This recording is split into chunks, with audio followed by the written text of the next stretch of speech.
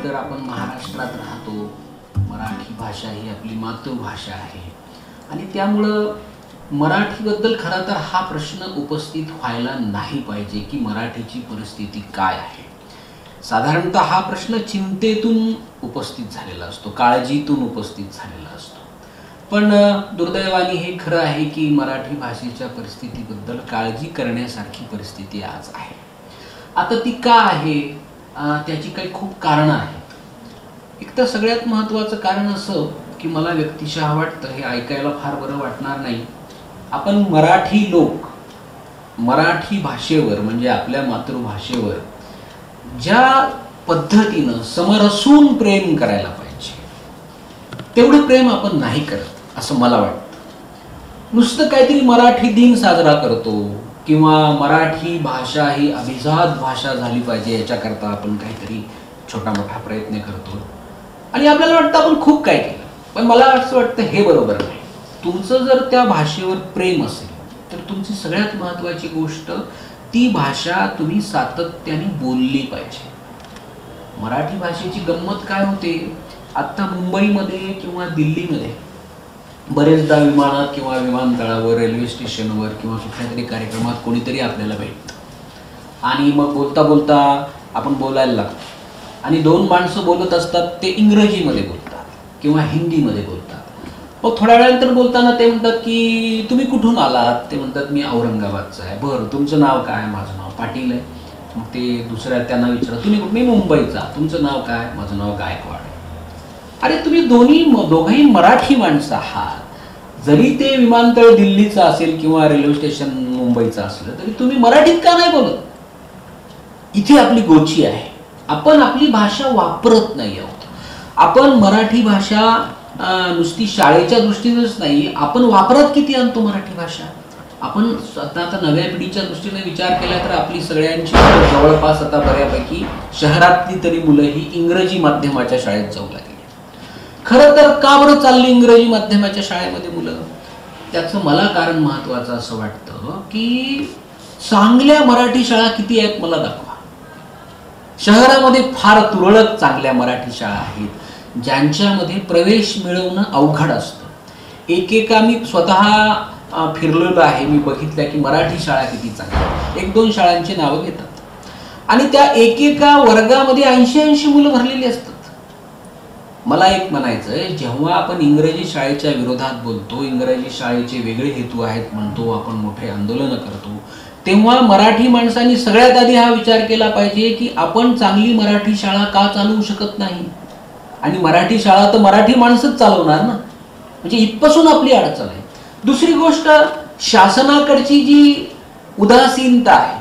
काय उदासीनता आहे म्हणजे इथे जेव्हा निजामाचं राज्य होतं, आपण भारत 1947 साली स्वातंत्र्य झाला, पण मराठवाडा 1948 साली, एक वर्ष उशिरा, कारण आपल्याकडे निजामाचं राज्य होतं. त्या निजाम सरकारने त्या काळामध्ये मेडिकल सायन्सची पुस्तकं उर्दूतून काढली होती. किती मोठी मूळ होती ही उर्दू भाषा पुढे न्यायची असेल तर व्यावसायिक अभ्यासक्रमाची पुस्तकं सुद्धा तुमची त्या भाषेत आली पाहिजेत.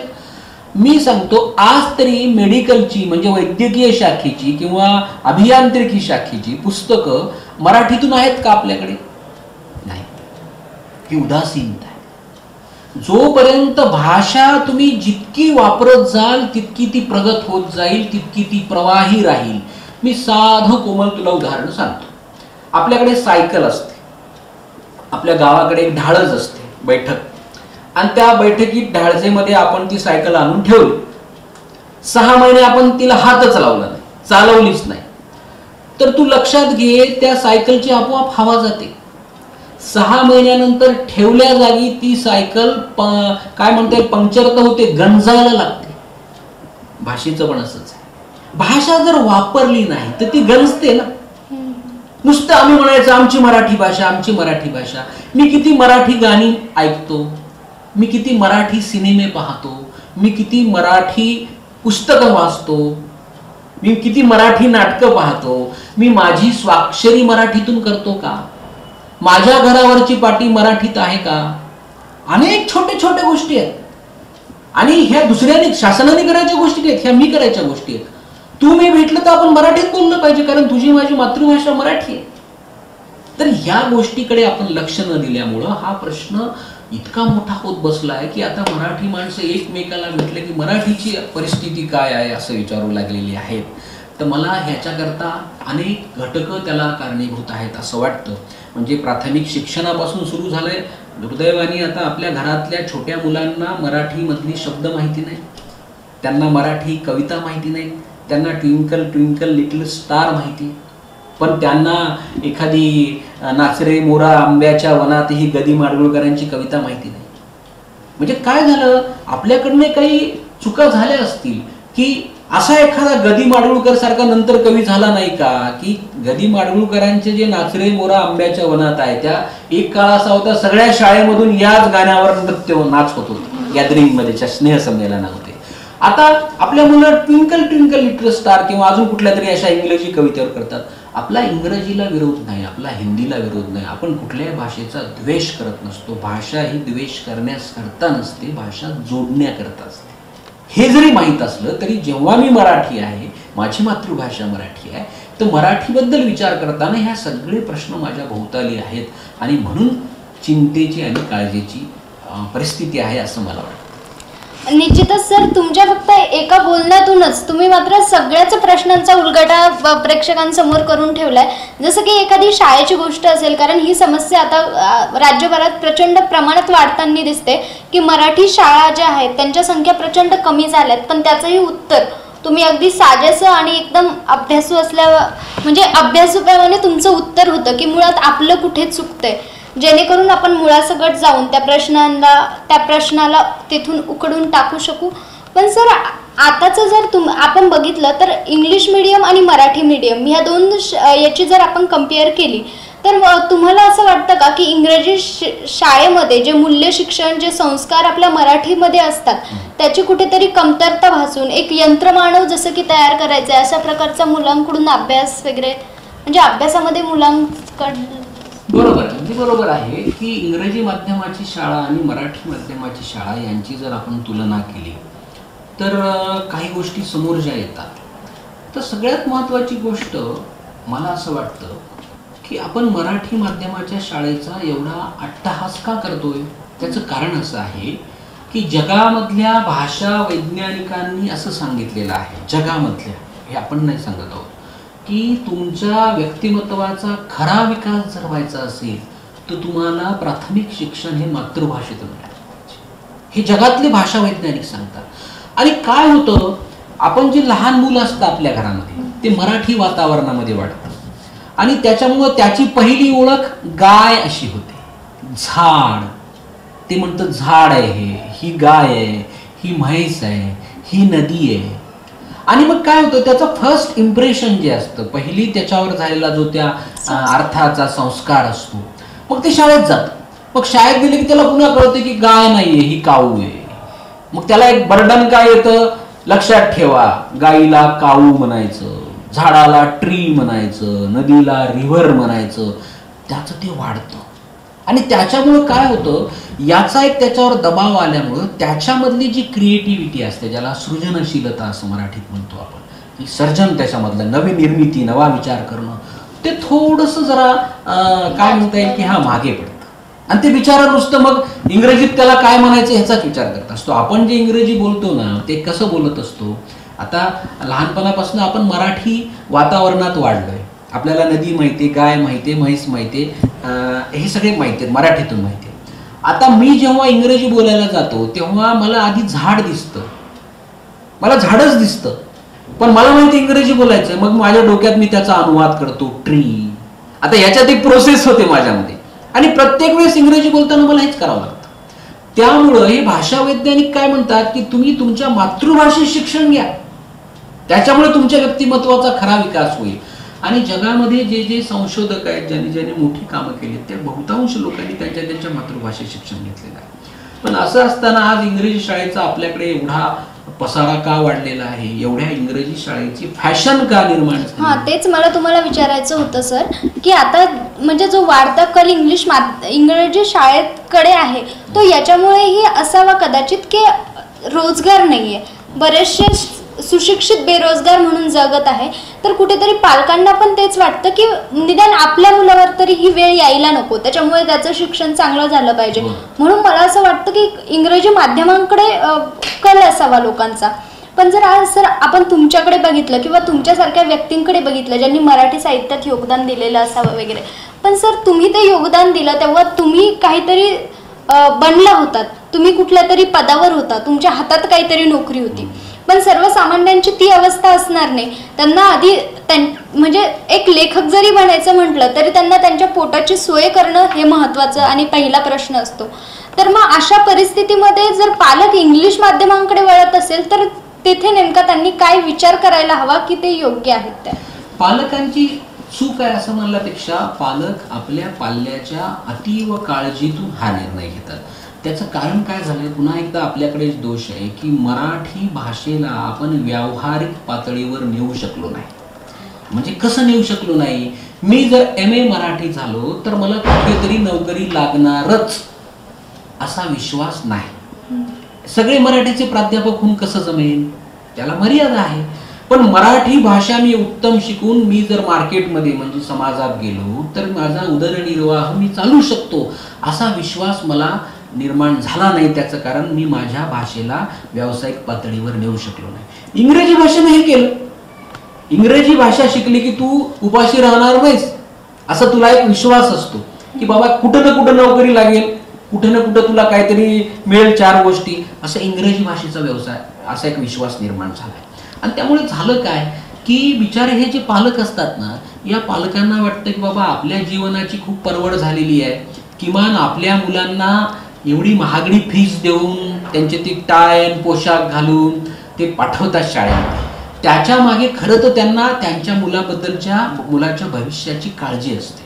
पण दुसरा विचार केला तर आपल्याकडच्या ज्या इंग्रजी माध्यमाच्या शाळा आहेत त्याचा जरा बारकाईने अभ्यास केला तर बहुतांश शाळामध्ये शाळा म्हणजे शाळेची इमारत नसते, शाळा म्हणजे शाळेची ट्रान्सपोर्टची उत्तम गाडी नसते, शाळा म्हणजे त्याचा पोशाख नसतो, टाय नसतं, शूज नसतं. शाळा म्हणजे तिथे शिकवणारे शिक्षक हा त्याचा आत्मा असला पाहिजे. कारण तुमच्यावर अंतिमतः शिक्षक संस्कार करत असतो आणि अशा शाळामधून जे शिक्षक भरल्या जातात त्यांचंच इंग्रजी बरं नसतं. मग होतं काय, असं अर्धवट इंग्रजी आपले मुलं जाऊन शिकतात. मग त्यांना थोडं मराठी येत नाही आणि इंग्रजी येत नाही. किमान मराठी माध्यमाच्या मुलाला मराठी तरी चांगलं येतं आणि त्याचा आत्मविश्वास असतो कारण तो मातृभाषेत शिकलेला असतो. खूप मुलं अशी मी पाहिली की ती जाऊन धडाधड बोलतात, तर काय समजून घ्यायचं समजून घ्या.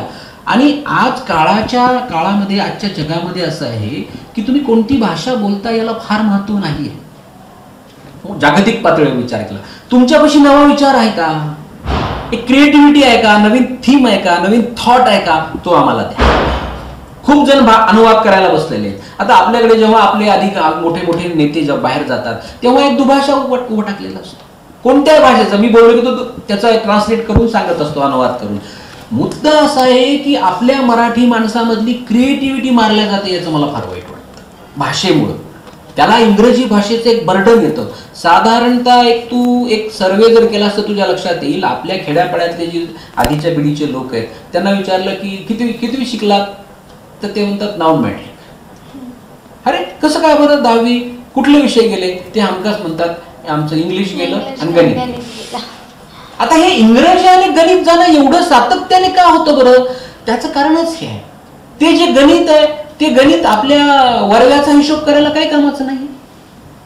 माझी आई जर मला म्हणाली अरे वर्गाचा हिशोब कर, 3 खाडे होते, इतके 4दा आपण जास्त दूध घेतलं, कर बरं. मला येतच नाही हिशोब, पण मी मॅथमॅटिक्स शिकलोय. माझ्या व्यवहारातलं गणित नाही, ते वेगळं गणित आहे. इंग्रजीचे तसंच झालं की मराठी भाषा मी शिकत आलो, मराठी भाषा बोलत आलो.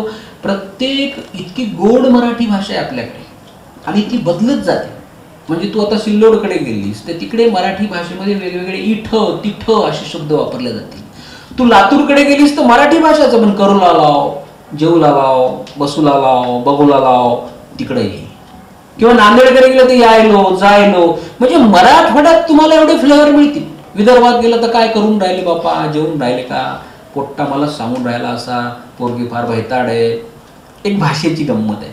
या सगळ्या भाषेची गंमत आहे. पण आपण काहीतरी इंग्रजीच्या त्या दबावाखाली एवढे दबून चाललेत आपले तरुण सगळी पिढी, नवी पिढी, आणि त्यामुळे त्यांच्यातली क्रिएटिव्हिटी बाहेर येते. त्यामुळं काय होतं, एक तर पालक म्हणजे ही अवस्था कशी रिध अवस्था आहे. पालकांना वाटतं आमच्या पाल्यांचं काय होईल म्हणून ते इंग्रजी माध्यमात घालतात. पण इंग्रजी माध्यमामध्ये बिल्डिंग मोठे आहेत, फीस जास्त आहे, ड्रेस उत्तम आहे, शूज चांगला आहे, टाय घातलेली आहे, कौतुक वाटतं माझ्या मुलाने टाय घातली.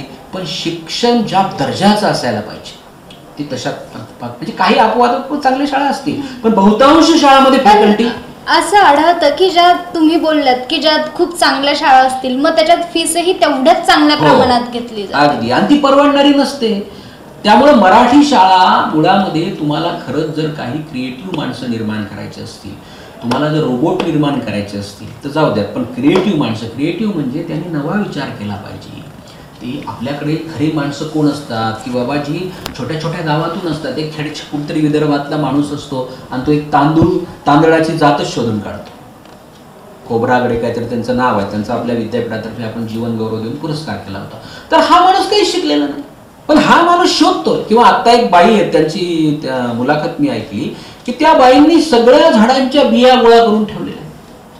किंवा त्या एक मुथुक्का नावाच्या काहीतरी अशा नावाच्या थिमक्का का अशा काहीतरी नावाच्या कर्नाटकामध्ये बाई आहेत, त्यांनी नुसती झाडं लावली आणि ती झाडं आता वडाची झाडं एवढी मोठी झाली, त्यांना पद्मश्री पुरस्कार मिळाला परवा. तर ह्या माणसाने कुठून प्रेरणा घेतली? याला म्हणतात क्रिएटिव्हिटी. समाजासाठी नवीन काहीतरी करणं. आणि त्याच्याकरता मोठा पेच असा निर्माण झालाय आता की आपल्याकडे इंग्रजी भाषेचं खूप मोठं आक्रमण झालंय. आणि हे काही इंग्रजांनी ज्या ज्या देशावर राज्य केलं त्या देशातच इंग्रजीचं खूप मोठा प्रभाव आहे. तू चीनमध्ये जाशील, तू जपानमध्ये जाशील तर जपानमधली माणसं इंग्रजी बोलत नाहीत, चीनमधली माणसं इंग्रजी बोलत नाहीत, ती चीनी भाषा बोलतात. ते म्हणतात गरज असेल तर तुम्ही समजून घ्या, मी इंग्रजी नाही बोलणार. त्याचं कारण आपल्या मात्र एवढं आहे की आपल्याला असं इतकं इंग्रजीचं सगळं झालंय. आपण सगळ्यामध्ये इंग्रजी संस्कृती एवढी रुजवून घेतली, खाण्यापिण्यात सुद्धा, कपड्या लत्त्यात सुद्धा. म्हणजे मी काही असं जुन्या विचार असले पाहिजेत असं माझं म्हणणं नाही, पण माझं म्हणणं नुसते आपण नव्या पद्धतीचे पोशाख करतो आहोत, पण आपण ते डिस्कवरी आणि नॅशनल जिओग्राफी चॅनलवाले लोक ज्या पद्धतीने संशोधन करतात तसं संशोधन करतो का? नाही करत. त्यांची जी जिद्द असते, एका छोट्याशा पक्षावर ते रिसर्च करतात आणि तो कॅमेरा लावून 10-10 महिने त्याच्या मागे फिरतो की हा अंडी कशी देतो, पिल्लू कसं बाहेर येतं, उडतं कसं, मरतं कसं, सगळं तो एक रिसर्च आपल्याकडे फिल्म देतो आपल्याकडे. तर असं काम होण्याकरता तुम्हाला तुमच्या भाषेतून काम करावं लागेल, पुढे न्यावं लागेल. आता याचे दुष्परिणाम जसे जसे पुढे येतील तसे पुन्हा एकदा आपल्याला मातृभाषेकडे यावं लागेल. पण तेव्हापर्यंत आपल्याला आपली भाषेची सगळी काय म्हणता येईल स्ट्रेंथ आहे, सामर्थ्य आहे, ते टिकवून ठेवावं लागेल. निश्चितच सर. आणि एक शाळेमध्ये असताना एक धडा होता लोकमान्य टिळकांचा, स्वभाषेची अभिवृद्धी. त्यामध्ये त्यांनी असं सुद्धा सांगितलं होतं की मराठी भाषा जर तुम्हाला टिकवायची असेल, पुढे न्यायची असेल तर त्यासाठी दुसरं साहित्य हे आपल्या भाषेमध्ये आणणं हे फार महत्त्वाचं आहे. तर हे कितपत अनुवाद, अगदी बरोबर आहे. अनुवादाचं काम म्हणजे काय, म्हणजे पुन्हा एकदा तेच म्हणतोय मी की तुमची भाषा समृद्ध करणं म्हणजे काय असतं, तर तुम्ही तुमच्या भाषेत सगळं उपलब्ध करून द्या, जगातलं सगळं ज्ञान. आता मला इंग्रजी पुस्तकं, पटकथा, सिनेमाची पटकथा असते की नाही, मला त्याच्याबद्दल कोणीतरी जो माझा विद्यार्थी विचारेल की सर मला पटकथेबद्दल काही सांगा, दुर्दैवाने मराठीत मला पुस्तकच सापडत नाही. मग मला त्यांना काय म्हणत होतं, इंग्रजीत हे पुस्तक आहे ते वाचा, हिंदीत हे पुस्तक आहे. तर ते पुस्तक जर आपण मराठीत आणलं तर हा इंग्रजीकडे जाणारच नाही ना. तर हे सगळं ज्ञान, जसं आता आपल्याकडे संस्कृतमध्ये जुन्या काळामध्ये सगळ्या वनस्पतींची नावं आहेत. म्हणजे कुणीतरी एका संस्कृतच्या पंडितांनी म्हणजे त्या काळातल्या लोकांनी अभ्यास करून ठेवला आहे की सगळ्या झाडांना नावं दिली. आपल्याकडे जे एक बॉटॅनिकल गार्डन आहे, वनस्पती उद्यान म्हणतात त्याला, आपल्या विद्यापीठामध्ये फार महत्वाचं आहे. तर त्याच्यामध्ये सगळी संस्कृत मधली नावं आहेत. तर त्यांनी जशी नावं दिली आहेत, उदाहरणार्थ भेंडी, तर त्यांनी काय नाव दिलं की हिबिस्कस इस्कुलेंटस असं त्याचं बॉटॅनिकल नाव आहे त्या भेंडीचं, ज्याला popularly non as ladies finger असं भेंडीला म्हणतात. कारण ते भेंडी ही स्त्रियाच्या बोटासारखी दिसते असं म्हणून लेडीज फिंगर म्हणतात. पण आपल्या संस्कृत भाषेमध्ये त्याला नाव दिलं नाही. पण आपण काय करतो, हिबिस्कस इस्कुलेंटस पुढे आणतो. आपल्या भारतीय संशोधकांनी लिहिलेलं नाव आम्हाला माहित नाही. असं होता कामा नये. आपल्याकडे जे मूळ आहे, जसं आता बोलत होतो आपण की जेवण्याची पद्धत असेल, खाण्याची पद्धत असेल, जसं भारतामधलं जी काही स्वयंपाकघर आहे, हे जगामध्ये असं स्वयंपाकघरच नाही, कारण त्या स्वयंपाकघरामध्ये औषधालय सुद्धा आहे. जिरे, मसाला, मोहरी किंवा आलं हे सगळे औषध आहेत आयुर्वेदामधली, आणि ती जेवणाशी जोडून दिली. मला वाटतं की इतकं सुंदर कोणाला जे सुचलं असेल, ही क्रिएटिव्ह गोष्ट आहे की तुमच्या जेवणामध्येच औषध देऊन टाकायचं, म्हणजे तुम्हाला त्रासच होणार, सपोर्टिव्ह देऊन टाकायचं. तर असे विचार आपल्यामधले पुढे येण्याकरता आपल्याला विचार केला पाहिजे की मूळ माझा विचार काय. दुसऱ्याचा विचार घेऊन तुम्ही मोठे होऊ शकत नसता. दुसऱ्याचा विचार हा दुसऱ्यासारखा होता. मी जर किशोर कुमार सारखं गाणं म्हणलं तर लोक म्हणतील हा किशोर कुमारची नक्कल करणारा माणूस आहे. मी माझ्यासारखं गाणं म्हणलं ते कमी असलं तरी चालेल, पण मी माझ्यासारखं गाणं म्हणलं पाहिजे. हे बघा, माझा आवाज असा आहे, मी असं गाणं म्हणतो. किशोर कुमार सारखं म्हणतो. हा विचार आपल्याला पुढे न्यावा. निश्चितच सर. आणि खरंच मराठीची जी स्थिती आहे त्यावर तुम्ही जितक्या सुंदर प्रकारे आणि जितक्या सोप्या भाषेमध्ये सगळा उलगडा आमच्या समोर केला की आपण काय करू शकतो आणि आपण काय केलं पाहिजे जेणेकरून ही सर्व परिस्थिती बदलेल. शिवाय म्हणजे आजकालच्या पालकांचा हा फार मोठा प्रॉब्लेम असतो सर की त्यांना हे कळतं की मराठीला प्राधान्य द्यावं, पण ते त्या ठिकाणी देऊ शकत नाही, कारण कुठल्या तरी काळजीने ते ग्रासलेले असतात. पण तुमच्या बोलण्यातून निश्चितच आम्हाला असं जाणवलं की विद्यार्थ्यांना इंग्रजी माध्यमात जरी तुम्ही पाठवलं तरी ते नुसते एक रोबोट किंवा यंत्राप्रमाणे शिकतील. पण त्यांच्या जर मनासारखं शिकायचं असेल तर निश्चितच मराठी शाळांची गरज आहे. तर मग आता मराठी शाळा वाढण्यासाठी आपण काय करू शकतो? मराठी शाळा वाढण्याकरता सगळ्या मराठी शाळा केव्हा वाढतील? जेव्हा म्हणजे डॉक्टरचा व्यवसाय केव्हा वाढतो? जेव्हा पेशंट खूप असतात, हो की नाही? पेशंट खूप आले की डॉक्टरचा व्यवसाय वाढतो. तसं मराठी शिकणारे वाढले की मराठी शाळा वाढतील. पण मराठी शिकण्याकरता लोक तयार झाले पाहिजे. मराठी शिकण्याकरता लोक तयार केव्हा होतील? जेव्हा मराठी भाषा व्यावसायिक पातळीवर जाईल आणि जेव्हा माझ्यामध्ये आत्मविश्वास येईल की मी मराठी शिकल्यानंतर मला रोजगार मिळणार, मी मराठी करेन. शेवटी सगळा मुद्दा हा रोजगाराशी, माझ्या पोटपाण्याशी, उदरनिर्वाहापाशी येऊन थांबत असतो. सर, मला असं वाटतं की आजचं जर आपण समाज व्यवस्था बघितली तर मराठी शाळेत शिकणं हे एका रिस्क घेण्यासारखं झालंय आणि इंग्रजी माध्यमात शिकणं म्हणजे एखादं काहीतरी ते म्हणजे स्वस्त करतं माणसाला की नाही तुझं फ्युचर आहे यापुढे समोर. तर अशी प्रकारची परिस्थिती सध्या आहे आणि हिच्यातून आपण लगेचच बाहेर निघू शकत नाही, कारण ही गोष्ट जरी समजत असली तरी आजही कुठेतरी आपण त्याच गोष्टींनी मध्ये डुबालेलो आहे. की काय होतं, हे जे तू म्हणतेस ते अगदी बरोबर आहे की ही फेज आहे. फेज म्हणजे अवस्था आहे. प्रत्येकाची अशी एक बॅड पॅच म्हणतात ना, तसं ती एक अवस्था असते. आता ही अवस्था कशी आहे की मराठी शिकावं वाटलं तरी मराठी मला शिकता येत नाही, त्याचं कारण मला चिंता आहे भविष्याची, त्यामुळे इंग्रजीकडे जावं लागतं. पण इंग्रजीकडे जाऊन काय होतं तर मी खरा इंग्रजी शिकणारा होतो का, तिथे अर्धवट राहतो. मग ही मुलं बिचारी चांगली मराठी पण येत नाही आणि चांगली इंग्रजी पण येत नाही, अशा अवस्थेमध्ये येतात. मग त्यामुळं काय होतं, या मुलांच्या बिचाऱ्यांचं, आता आपण जे मराठी माध्यमातून शिकलेली मुलं आहोत तर किमान आपल्यापाशी आपला एक आत्मविश्वास तरी आहे की आम्ही कुठे गेलं तर ठोकून देऊ, बोलू बाबा आमच्या मराठी भाषेमध्ये. ही मुलं एवढी परेशान असतात की त्यांना मराठीत काही बोलताना अडचण येते आणि इंग्रजीवर जसं पाहिजे तसं प्रभुत्व नाही. म्हणजे नुसतं तुम्हाला थँक्स म्हणता येणं आणि एक्सक्यूज मी म्हणता येणं म्हणजे इंग्रजी नाही. म्हणजे खरंच तुम्ही, इंग्रजी भाषा सुद्धा ही ज्ञान भाषा आहे. म्हणजे इंग्रजी भाषा व्यावसायिक पातळीवर का गेली तर इंग्रजीमध्ये काम करणाऱ्या लोकांनी प्रचंड काम करून ठेवलं. मराठीमधला शब्दकोश तयार करणारा माणूस मुळात इंग्रजी होता.